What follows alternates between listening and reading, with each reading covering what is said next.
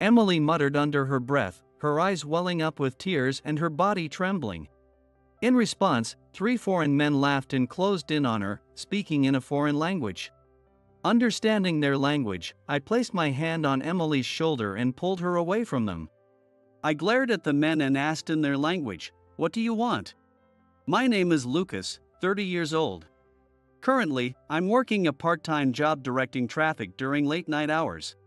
"Hey, rookie, get that equipment over there, will you?" This is the kind of brash language thrown around at this slightly rough workplace. But since it doesn't require much talking, I kind of like it. Hey, can't you hear me, Lucas? I was still lost in thought when I realized someone was calling me. "Ha? Me?" Raising my voice in surprise, I turned toward the direction of the sound, where a middle-aged man in workwear was frowning at me. At that moment, I heard quick footsteps approaching. Yes. Is this it? I'll take it.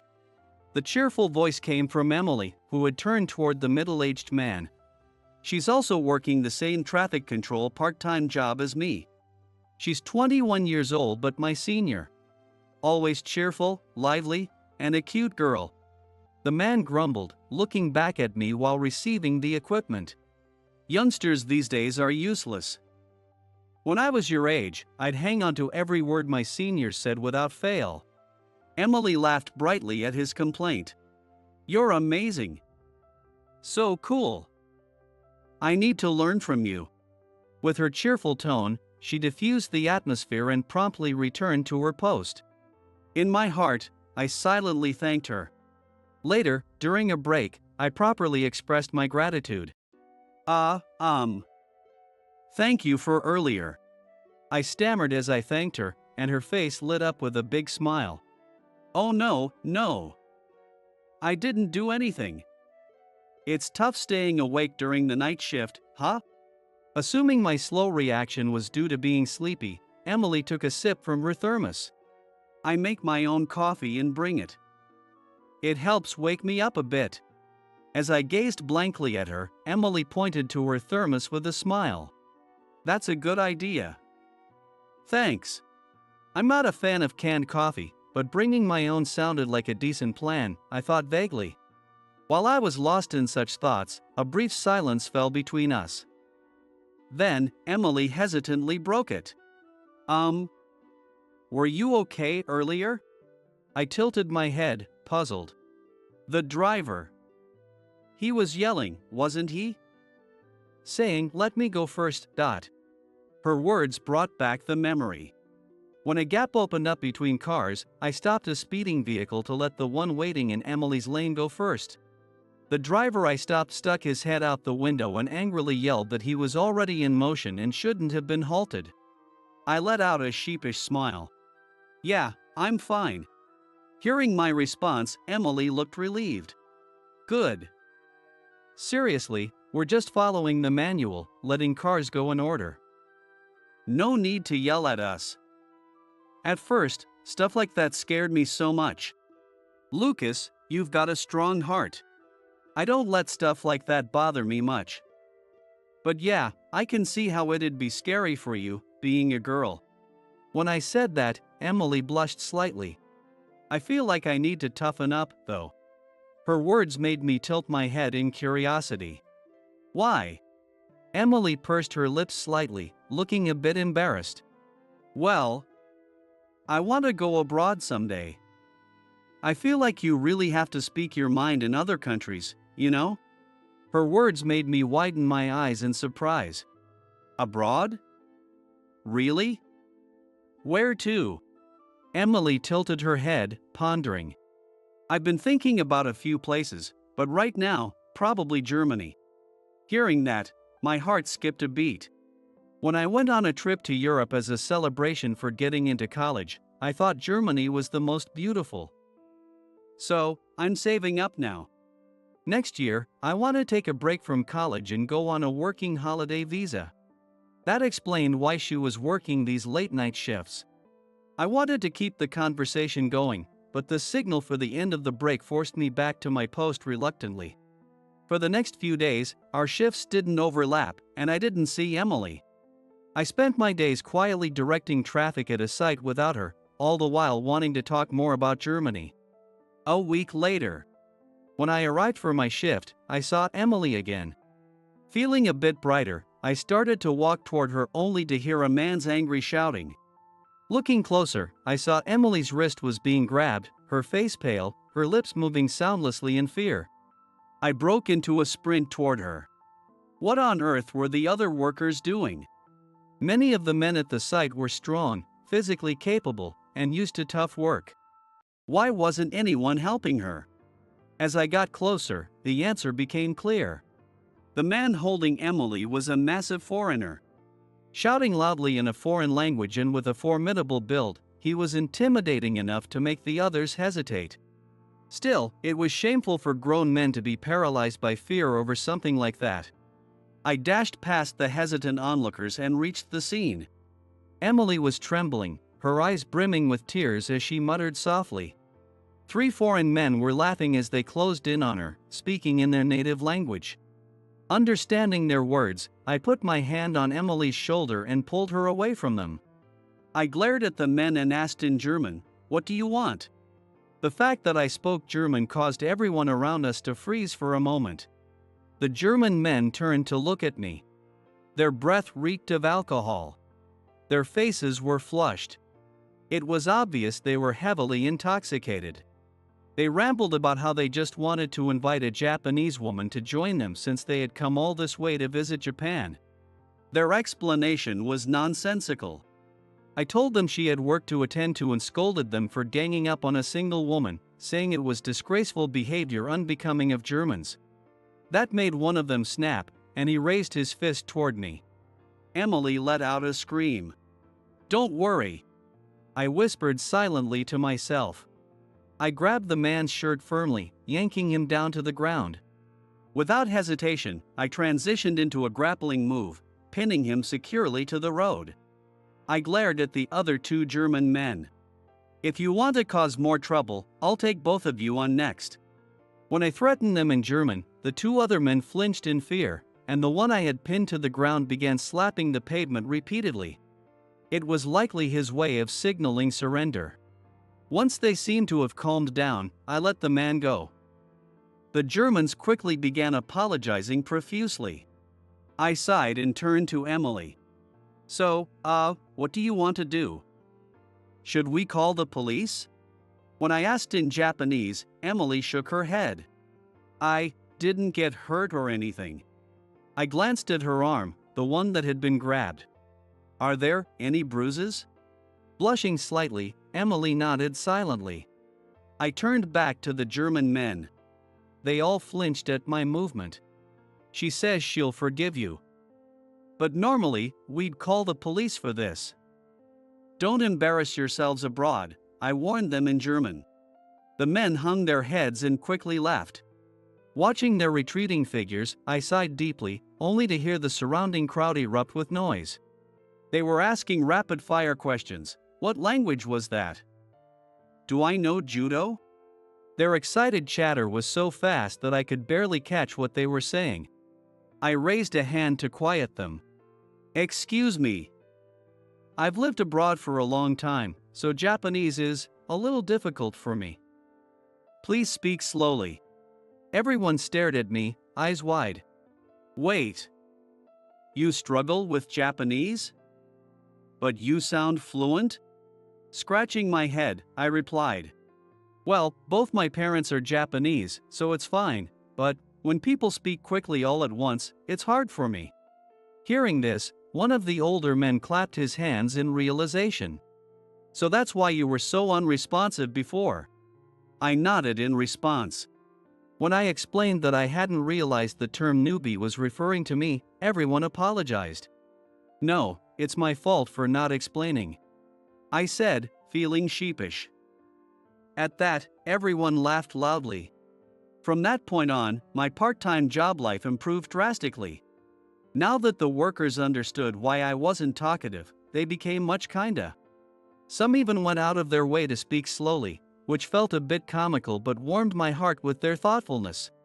There were even guys who had practiced judo before, and having been taught judo by my father, I found myself engaging in lively conversations about the sport. Most importantly, my relationship with Emily grew much closer. "Why didn't you tell me you could speak German?" she asked, her curiosity piqued. Before I could answer, the break ended, cutting our conversation short. The truth is, due to my parents' circumstances, I had spent my childhood moving from one European country to another. Among all the places I lived, I spent the longest time in Germany. While I loved Germany, I was also curious to know why Emily had taken such an interest in the country. When I shared this with her, her eyes widened in surprise. "You moved around Europe? So, Lucas, how many languages do you speak?" I counted on my fingers. "Let's see. Japanese, German, French, Italian, and English, I guess." Her eyes grew even wider. 5 languages. That's amazing. Then she looked down, her expression clouded. I said I wanted to go to Germany, but I can't really speak German at all. I've been studying it, but it didn't work at all with those guys. I'm so naive. She drooped her shoulders dejectedly. Well, those guys were really drunk. I tried to reassure her, but she shook her head. No. I was too naive. Trying to juggle college and part-time work, I let my German studies slide. I thought I could manage somehow. But this won't work. I won't gain anything if I go to Germany like this. Her earnestness made her even more endearing. Can you teach me German? Without hesitation, I nodded. Of course. But. Then I realized something. It might only be temporary, or maybe not, I'm not sure, I said, hesitating. Emily tilted her head, puzzled. I'm only staying in Japan for a limited time, I explained. That's why I'm working part-time. I decided to share my story. Since childhood, I had been moving from one European country to another. Both my parents are Japanese, so they made sure I learned Japanese at home. Because of their jobs, we lived in Europe for most of my life, but when I was in college, my parents returned to Japan. I chose to stay in Germany, where I was attending college. Even after graduating, I worked and lived in Germany. But a few months ago, my parents contacted me. They told me my grandmother had been diagnosed with cancer. She had lived a lonely life after my grandfather passed, especially while my parents were abroad. Out of concern, my parents had been living with her since returning to Japan. Before she passed, they wanted her to spend time with me, her grandson, and asked me to come back to Japan. I wanted to create more memories with her, too. Whenever I returned to Japan, she always treated me kindly. She would spoil me with lots of delicious Japanese food. The fact that I had so few memories with my grandmother made me feel lonely. I had even fewer memories of my grandfather. I didn't want to part from her with regrets. That's why I decided to return to Japan temporarily. After spending her remaining time with her, I plan to go back to Germany. I've taken a long-term leave of absence from work. When I explained the reason, they readily agreed. Even when I told them I wasn't sure how long it would be, their response didn't change. So, I might suddenly have to go back to Germany. But my grandma's doing fine right now, I added with a smile. Emily's face lit up with relief. That's great. Not because I want you to teach me German, but because your grandma is doing well. What a kind-hearted person, I thought. Yeah. I chose the night shift so I could spend as much time with her during the day. The other day, we visited a big shrine together. It was amazing. My grandmother had happily joined me for the visit, and we even bought matching amulets. I hope she stays healthy for as long as possible. Alright then, let's hope for your grandma's long life, and I look forward to learning German. Emily said enthusiastically. I nodded with a smile. For the next few months, Emily's schedule became even busier. She balanced college classes, German language school, her night shift, and our German lessons. We reviewed what she learned in school and practiced practical German phrases, with me sharing insights from my own experiences. Her eyes sparkled with excitement as she practiced her pronunciation. I felt grateful to help her prepare for her future. I taught her German with a smile on my face. A few months later, "Here I go," Emily exclaimed. I had come to Narita Airport to see her off. Today, she was leaving for Germany on a year-long working holiday. Her German has improved considerably.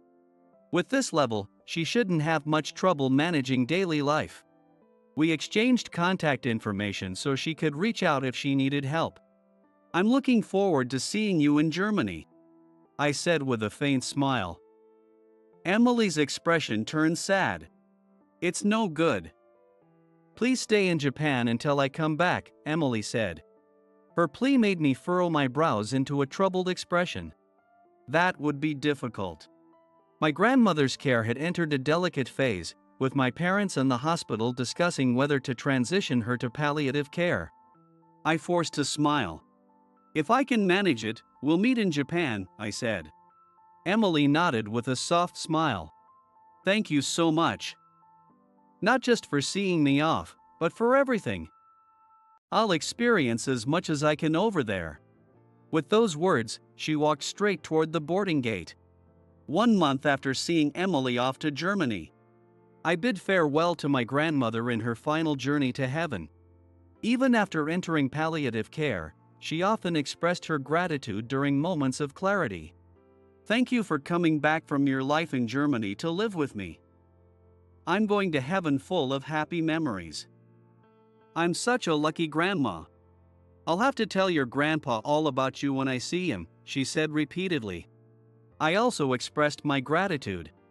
"Living in Japan with you and visiting so many places together has given me wonderful memories. Thank you for that. Plus, coming back led to some amazing new encounters." She smiled faintly. "I'm glad. I was worried I might have disrupted your life, Lucas." I shook my head firmly. "Not at all. I love you, Grandma. I'm sorry I couldn't spend more time with you." She held my hand tightly.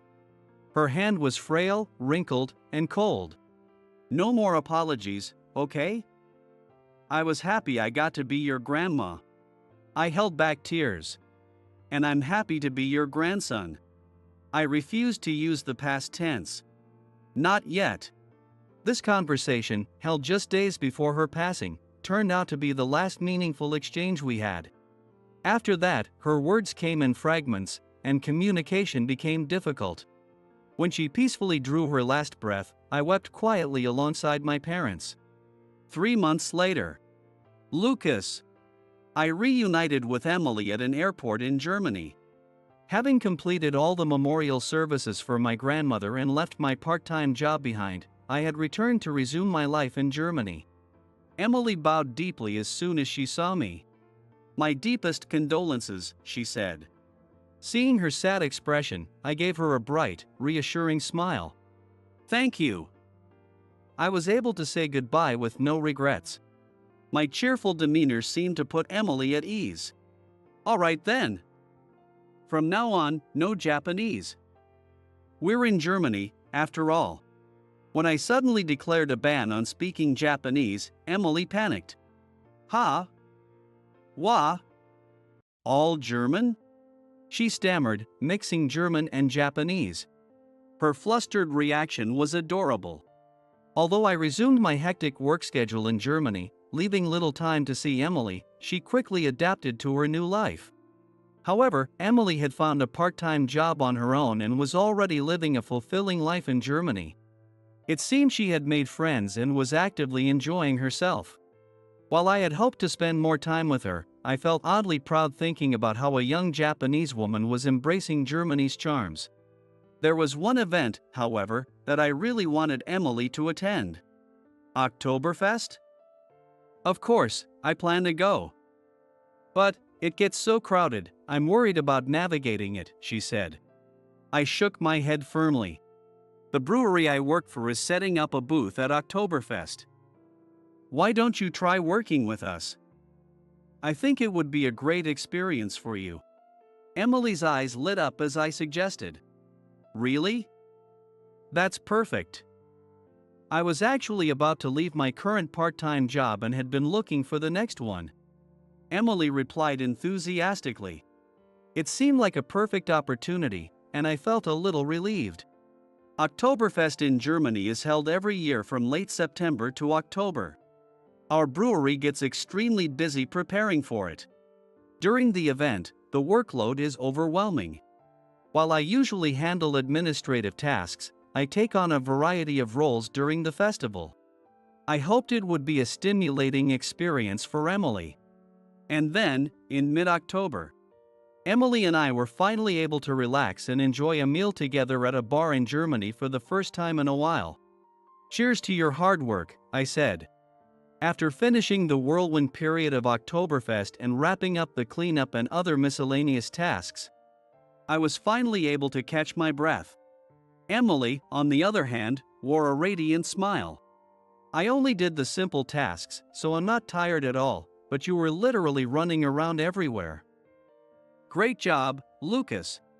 Raising our beer mugs, we clinked them together with a satisfying clink.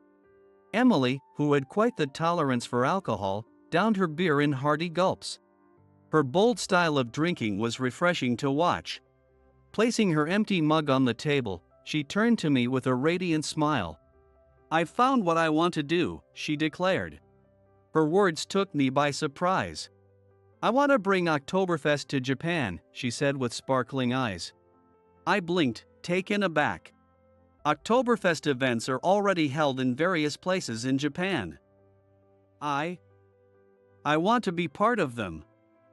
Having experienced the real Oktoberfest here, I want to contribute to it. Her beaming face was adorable. But at the same time, I felt a twinge of sadness. Now that Emily had discovered her dream, she would chase it with youthful determination, possibly leaving me behind as she forged ahead. Still, I knew I had to support her growth. As I was lost in those thoughts, Emily's hand gently touched mine. My heart skipped a beat. "Lucas, will you do it with me?" she asked softly. I widened my eyes in shock. "What?" Emily intertwined her fingers with mine. "My time in Germany is almost up. When I left Japan, I thought I'd see you again someday. But if I go back to Japan and you stay here in Germany, I might never see you again." Her tearful eyes met mine. "I don't want that. I want to stay with you, Lucas, forever," she said, her voice trembling. Her heartfelt confession made my chest tighten. "You're so young, Emily. You shouldn't decide your life like this because of someone like me," I said, trying to reason with her. Tears streamed down her cheeks. "Am I not attractive to you? I don't care about the age difference. I love you. But, am I not attractive enough to make you forget about it?" I swallowed hard, my mind racing. What's the right thing to do? How should I respond? After a moment of internal struggle, I finally spoke, my voice trembling. "Of course, you're attractive. Do you have any idea how hard it's been for me to suppress my feelings for you all this time?" Emily's eyes widened in surprise. "Really? You're not lying?" She started, but I gently stopped her with my hand. "But, Emily, I can't imagine settling down in Japan permanently. What about Germany? If you join my company, you can be involved in Oktoberfest every year. Wouldn't that work?" When I made my suggestion, Emily hesitated. "I've thought about that too, but I want to bring this culture back to Japan. Even though there are already Oktoberfest-style events there, I want to offer something even closer to the authentic experience. I want to be a bridge between Japan and Germany," she said with earnest eyes. Her sincerity made me sigh in reluctant surrender. "All right, let's take some more time to talk it through." "We still have time," I said. But as I watched her beam with excitement, I had a feeling my future was already decided. 10 years later. Oktoberfest tents are so much bigger in Germany. Emily whined like a child. I held up a hand to pause her. But just having a big tent won't mean anything if it goes unused. We have to think about attendance numbers, I pointed out. Emily puffed her cheeks in frustration. But those giant tents are part of the charm. I chuckled. To me, the charm is in the bustling atmosphere, I replied. Emily raised an eyebrow. You know, sitting elbow to elbow with strangers in a packed tent. Bumping into them and clinking glasses to toast, those are the moments that make it special. Emily tilted her head in thought. That might be tough for Japanese sensibilities, she said. I smiled slightly. Didn't you say you wanted to bring an authentic Oktoberfest to Japan? Her words caught in her throat, and after a moment, she conceded with a grin.